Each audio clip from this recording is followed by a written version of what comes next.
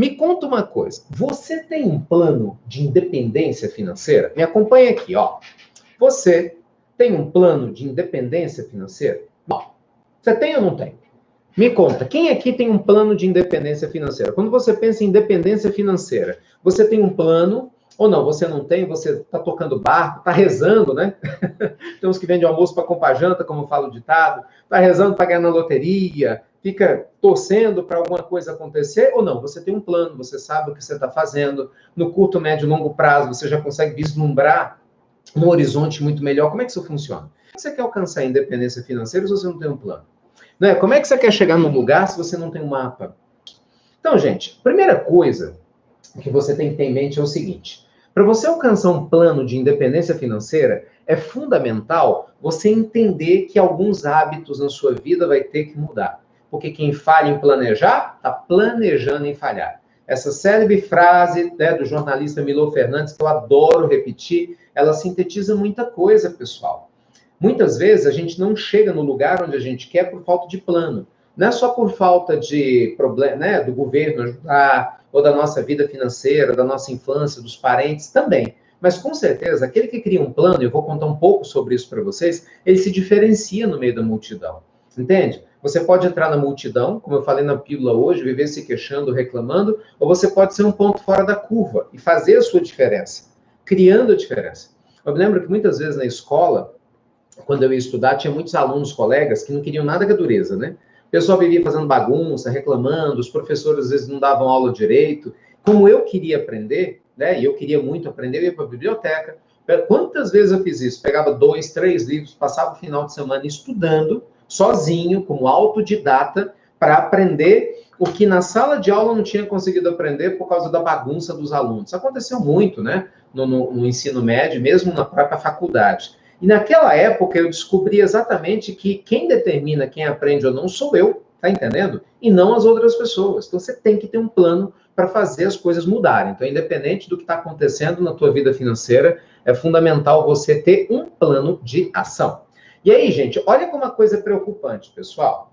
Você sabia que no Brasil, por incrível que pareça, menos de 5% dos brasileiros têm um plano para se aposentar? Você sabia que menos de 5% dos brasileiros, a gente, poupa para aposentadoria? Menos de 5% dos brasileiros pensam em aposentadoria? Olha que loucura, pessoal. Só para vocês terem um parâmetro, países como a Alemanha e outros países europeus chegam a ter uma taxa, né, gigante de 50% da população se preparando para a aposentadoria. O que isso quer dizer? Criando um planejamento para um dia se aposentar, guardando um dinheirinho para um dia se aposentar. Então, você vê como isso é muito sério, né? A maioria de nós ganha para gastar. Literalmente, a pessoa recebe e gasta. E não é só a gente que ganha pouco não, viu, pessoal? Tem muitas pessoas que têm um nível de endividamento elevado, mesmo ganhando muito. Porque a pessoa vive pelo status, ela quer mostrar para a sociedade, né? Alguma coisa que, enfim, que ela precisa, troca de carro, troca de roupa, faz viagem, financia coisas no cartão de crédito. Então, não é só as pessoas que têm necessidade porque ganham pouco, né? Tem muita gente que, infelizmente, mesmo tendo um bom salário e boas condições, se endividam também por não se planejar adequadamente. Então, assim, você tem uma série de fatores embutidos nisso. Só para vocês terem ideia, gente, a falta de conhecimento financeiro, ela é tão grave, ela é tão grande, mas tão grande, que vocês poderiam, né, como muitos brasileiros, olha para esses números aqui, ó. A Bolsa subiu 400% entre 2002 e 2008. Você tem noção do que é isso? 400%. Imóveis, em média, subiram 150% entre 2008 e 2012. Títulos públicos subiu mais de 100% em 2 anos. E a poupança, gente, onde a maioria das pessoas tem dinheiro, paga hoje 70% da Selic, que está 5%, mais TR. A poupança está pagando 3,5%, 3,75%. Olha que loucura! A poupança não paga nada, não tem nível de segurança superior a outros investimentos de renda fixa, e a maioria das pessoas ainda continua investindo na poupança. Olha o que a falta de informação, olha o que a falta de educação financeira faz com as pessoas. Entende? Muita gente trabalhadora, batalhadora, lutando para sobreviver, pagar suas contas, né? Cuidar dos seus filhos, investir na sua educação financeira, muitas vezes que é bom nada, gente. Aí fica difícil. Então, o que acontece? Muitas vezes a nossa vida financeira não vai legal, não vai bem, não vai de mal a pior. Mas me explica esse mistério, né? Hoje, quando a gente olha na poupança, você tem mais ou menos 700 bilhões de reais investidos. Dados, né, recentes, quase 700 bilhões de reais investidos na poupança, sendo que você tem um nível de investimento na bolsa, de aplicação, infinitamente menor. A bolsa paga muito mais e tem muito menos brasileiros investindo na bolsa. Entende? Na própria mercado imobiliário, a gente tem um volume de negócio que diminuiu muito nos últimos anos, né, até pela própria questão da economia. Quer dizer, o que isso quer dizer na prática? O brasileiro não sabe investir. Nós não recebemos educação financeira na escola. A maioria de nós poderia usar o nosso dinheiro para investir melhor. Só para você ter ideia, com 100 reais, gente. 100 reais, você podia estar investindo. Você vê assim, olha, com 100 reais, você podia estar comprando um fundo imobiliário, uns 100 reais você podia estar comprando uma ação. Então as pessoas não investem, não é porque elas não têm dinheiro, elas não investem porque elas não sabem, porque elas não têm informação segura, entende? Porque elas se sentem inseguras pela falta de informação. E é isso que eu quero mudar com você. É exatamente esse o comprometimento que eu tenho com a nosso trabalho aqui na área financeira. Quem nos conhece há muito tempo, quando eu criei o coach financeiro há anos atrás, o objetivo sempre foi esse. E todo o trabalho que a gente tem feito na área financeira é exatamente nesse sentido de ampliar a visão das pessoas, né? Porque eu vim, gente, de uma infância muito pobre, quem me acompanha sabe disso, eu sei o que é passar fome, dificuldade financeira, medo de desemprego, não ter onde morar, é um fantasma horrível. Eu sei depois como é que é ter algum dinheiro e não saber onde investir, investir mal, deixar na poupança achando que está fazendo uma grande coisa, ou investir mal na área imobiliária e perder dinheiro também, ou investir errado na bolsa e perder dinheiro. Olha, acredite, eu sei de tudo isso porque eu passei isso na pele, na pele. E, logicamente, vejo isso, né, ao redor das pessoas que nos rodeiam.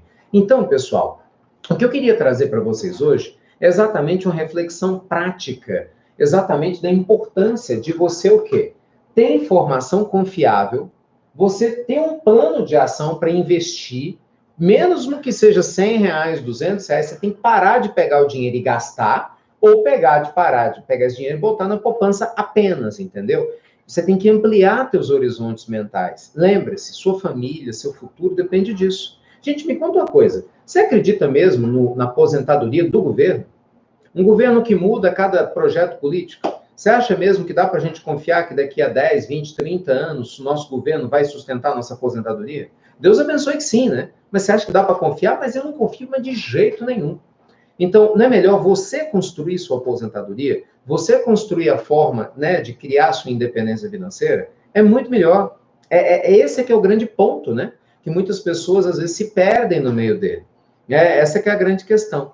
Então, gente, essa falta de inteligência financeira, presta atenção nisso aqui, ó.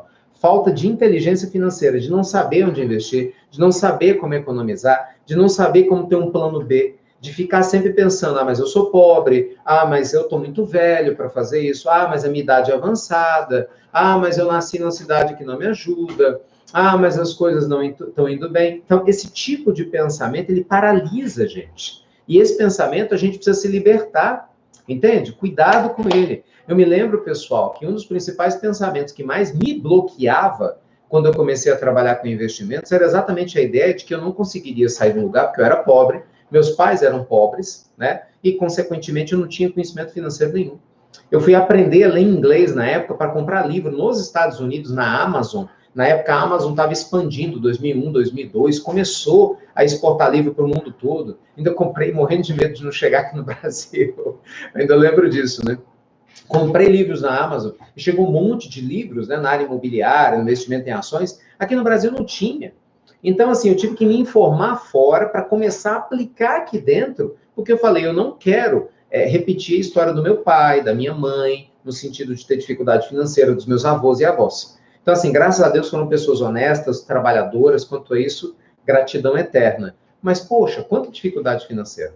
Então, gente, eu sei que muitos de vocês passam por situações semelhantes. Aí, por exemplo, tem aquele que talvez não tenha dificuldade financeira, mas em contrapartida, está perdido em algum lugar no limbo financeiro. Quer ver? Dá uma olhada aqui comigo, ó.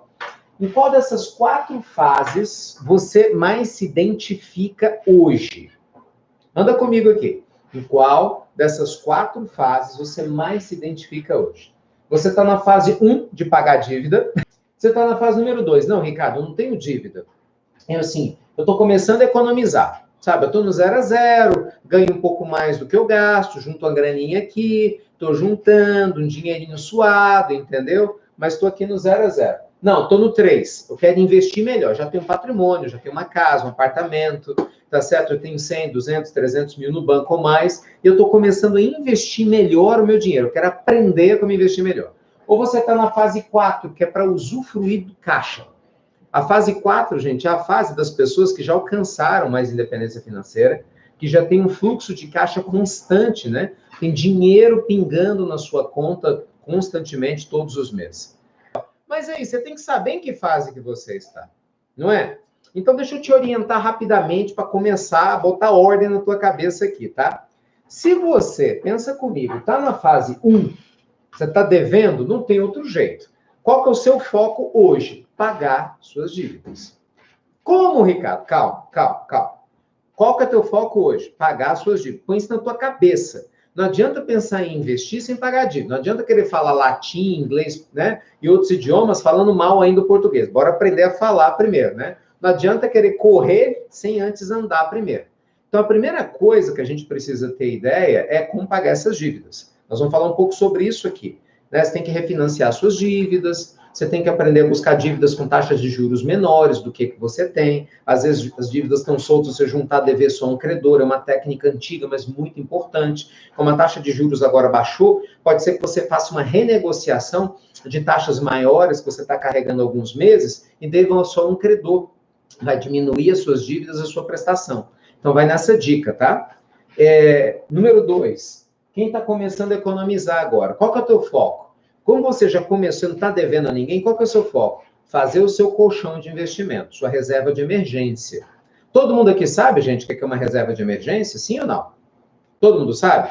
Reserva de emergência é você guardar de 6 vezes a 1 ano, ou se você for mais arrojado, de 3 meses até 6 meses. Então, olha lá, 3 a 6 meses você for arrojado, se for mais conservador, de 6 meses a 1 ano, você vai guardar num fundo de renda fixa, né? Pode ser um Tesouro Selic em especial, que é o mais seguro do Brasil.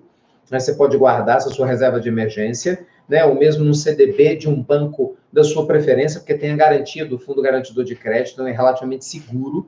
Por quê? Porque se você precisar desse dinheiro, ele é líquido, entendeu? Então você vai lá e guarda. Então vamos lá, de novo, quem está devendo tem que pagar a dívida. Tem que ter plano B, tem que inovar, é vender churrasquinho, é vender cachorro-quente, entendeu? É trabalhar na internet, vou lá cortar cabelo, vou dar aula particular, vou criar coisas novas. Você tem que sair da zona de conforto. Eu sei que não está fácil, não é simples, mas por isso você tem que fortalecer sua confiança, sua mente, para ter um plano B, começar a trabalhar, para ver se entra um dinheiro novo, entendeu? Então você renegocia suas dívidas e vai pagando à medida do possível.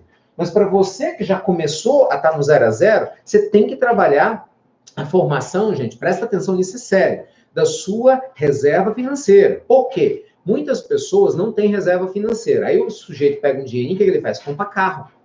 Aí faz uma prestação.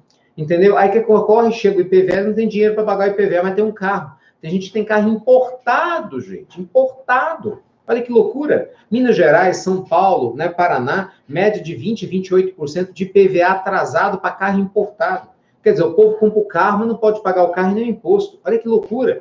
Tá entendendo? Então, não faça gastos acima da sua possibilidade. Não faz sentido isso. Nenhum. Você vai fazer sua reserva de emergência. Depois você viaja para o exterior, depois você compra roupa legal. Não, primeiro faça a sua reserva. Foco. Não tem vento favorável para quem não sabe para onde vai. Então, nós precisamos ter foco, né? Hashtag foco. Tá bom? Eita, e o pessoal que precisa investir melhor? Quem está usufruindo do caixa, hein? E aí, o que faz? Pois é, pessoal. E aí, me conta, né? Como é que a gente faz? E quem está no item 3 aqui? E o pessoal que já tem um dinheirinho, como é que investe melhor?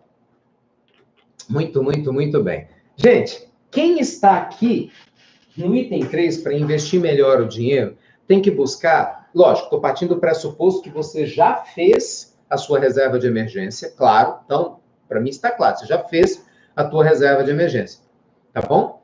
E aí, aquele que já fez a reserva de emergência, imediatamente eu imagino que vocês agora comecem a investir pensando num ganho substancial. É onde que você tem que botar teu olhar. Fundos imobiliários, muito importante, Investimento em imóveis, você tem várias possibilidades para investir em imóveis, leilões, consórcios, entende? Para você alavancar, imóvel físico mesmo. Melhora o teu dinheiro aqui, entende? Independente do volume que você já tem. Se você está no item 3, é isso que você tem que fazer. Vamos de novo? Não confunde, não. Quem está no item 1 tem que pagar a dívida. Não adianta botar olho grande, eu vou investir. Você tem que pagar a tua dívida, porque o que você paga de juros, provavelmente na sua dívida, é bem mais do que proporcionalmente você pode ganhar investindo inicialmente, né? E você vai dormir mais tranquilo. Para você que está no 0 a 0, faça a tua reserva de emergência. Se você entra na renda variável e de repente a reserva não está pronta e acontecer algum problema, você não vai ficar feliz, né? Então faça a sua reserva de emergência.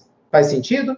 Para você que está aqui, olha, vai investir melhor o seu dinheiro. Galera, do item 4, quem quer usufruir do fluxo de caixa? Você tem que buscar renda.